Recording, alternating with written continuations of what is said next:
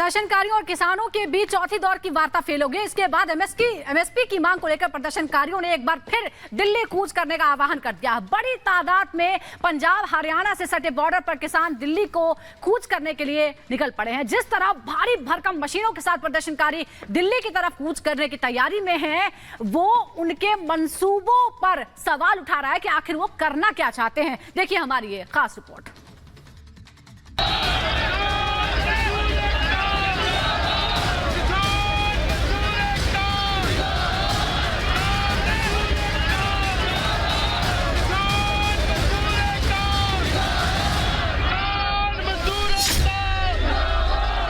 एक बार फिर आज प्रदर्शनकारियों की दिल्ली कूच की तैयारी है।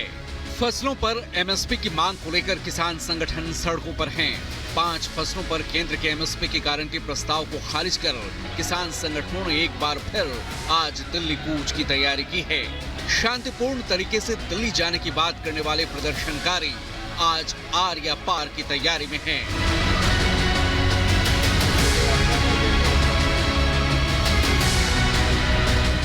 जरा गौर से देखिए किस तरह भारी भरकम जेसीबी मशीन, ट्रॉली, पॉकलेन मशीनों के साथ सड़कों पर खुद को किसान कहने वाले प्रदर्शनकारी इकट्ठा हो रहे हैं।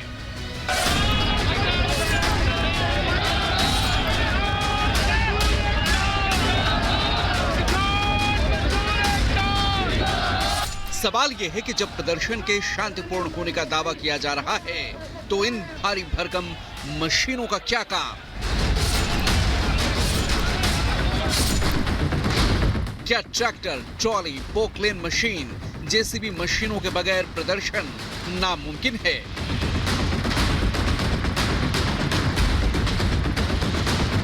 क्या प्रदर्शनकारियों की तैयारी प्रशासन के तमाम बैरिकेडिंग और सुरक्षा व्यवस्था को ध्वस्त करने की है?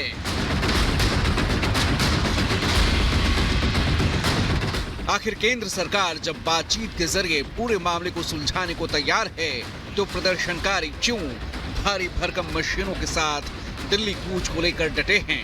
इन मशीनों को इस तरह से डिजाइन किया गया है कि इन पर आंसू गैस के गोलों का भी असर नहीं होगा। किसान जो है अपनी मांगों को लेकर डटे हुए हैं। उनका साफ तौर पे यही कहना है कि सरकार उनकी सारी मांगे मान ले, जिसके बाद सभी किसान जो है यहाँ से शांतिपूर्वक वापस लौट जाएंगे। तस्वीरों में देख सकते हैं हजारों की संख्या में किसान जो है अपनी हक की लड़ाई के लिए यहाँ मौजूद है। आगे बॉर्डर पे काफी ज्यादा बैरिकेडिंग और कटीले तार और सीमेंटेड ब्लॉक्स लगाए गए हैं और इन्हीं क्रेन के जरिए उन चीजों को हटाने की कोशिश की जाएगी।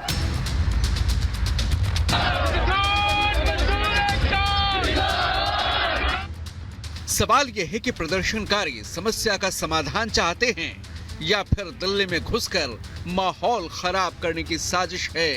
दरअसल मंगलवार को पंजाब हाईकोर्ट ने मामले पर सुनवाई करते हुए सख्त टिप्पणी की। कोर्ट ने कहा कि आंदोलनकारी ट्रॉलियों पर अमृतसर से दिल्ली तक यात्रा करना चाह रहे हैं। हर नागरिक अपने मौलिक अधिकारों को जानता है, लेकिन इसके साथ ही कुछ संवैधानिक कर्तव्य भी हैं जिनका पालन करना बेहद जरूरी है। देखिए, जिन्होंने हमारे दिल्ली कूच से 10 दिन पहले बैरिकेडिंग कर रखी है, अभी भी हम उससे लगातार अनुरोध कर रहे हैं कि हमें दिल्ली जाने दिया जाए, दिल्ली में अपना डेमोक्रेटिक तरीके से अपना प्रदर्शन करने दिया जाए। जो हमें जाने नहीं दे रहे हैं, वार्ता में कोई समाधान नहीं निकाल रहे हैं, वही सब जिम्मेवार होंगे। तुसी एक व्हीकल कोई होर यूज़ करो, ट्रैक्टर ना यूज़ करो जे प्रोटेस्ट करना है। बाकी ये साडी सारी आपस दी गल है। बाकी पंजाब नूं डायरेक्शन हुई है भी तुसी इन्हां नूं इकट्ठे ना होण दिओ। वहीं किसान आंदोलन के नाम पर उपद्रव करने वालों पर केंद्रीय गृह मंत्रालय बेहद सख्त है। गृह मंत्रालय ने पंजाब सरकार को उपद्रवियों के खिलाफ सख्त कार्रवाई के निर्देश दिए हैं। गृह मंत्रालय ने पंजाब में कानून व्यवस्था के हालात पर चिंता जताई है। वहीं हरियाणा पुलिस भी उपद्रवियों को लेकर सख्ती के मूड में है। हरियाणा डीजीपी ने पंजाब की डीजीपी को चिट्ठी लिखी है।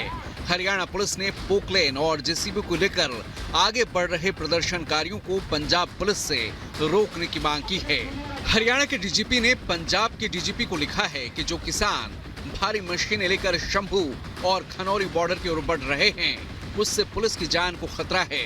केंद्र और हरियाणा पुलिस की चिट्ठी के बाद पंजाब के डीजीपी ने सभी थानों को निर्देश जारी किए हैं। जेसीबी, पोकलेन, टिपर्स, हाइड्रा और भारी मशीनों को हरियाणा बॉर्डर पहुंचने से रोकने की अपील की गई है।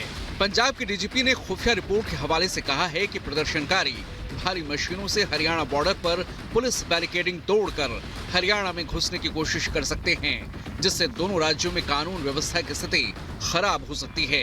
इस बीच हरियाणा के 7 जिलों में आज भी इंटरनेट सेवा बंद रहेगी। केंद्र सरकार ने किसान संगठनों के साथ 4 दौर की बातचीत के बाद एमएसपी पर नया फॉर्मूला दिया था। केंद्र ने 5 फसलों पर एमएसपी का प्रस्ताव दिया था, जिनमें कपास, मक्का और कुछ दालों पर यह प्रस्ताव शामिल था। किसानों ने केंद्र के प्रस्ताव को खारिज कर दिया और आज किसान संगठन दिल्ली कूच की तैयारी में हैं। प्रशासन ने प्रदर्शनकारियों को रोकने के लिए कई लेयर्स की बैरिकेडिंग की है। रास्तों पर सीमेंट ब्लॉक्स लगाए गए हैं। वज्र वाहन, मिट्टी से भरे डंपर तैयार हैं। पैरामिलिट्री फोर्स की तादाद भी बढ़ा दी गई है। जाहिर है प्रदर्शनकारियों की दिल्ली कूच की तैयारी को देखते हुए सरकार सतर्क है। पहले भी प्रदर्शनकारियों को तितर बितर करने के लिए पुलिस को आंसू गैस के गोले दागने पड़े थे। अब जिस तरह की तैयारी से प्रदर्शनकारी दिल्ली कूच की तैयारी में हैं, वो उनके मंसूबों पर कई सवाल खड़े करते हैं। Bureau report, Republic Bharat.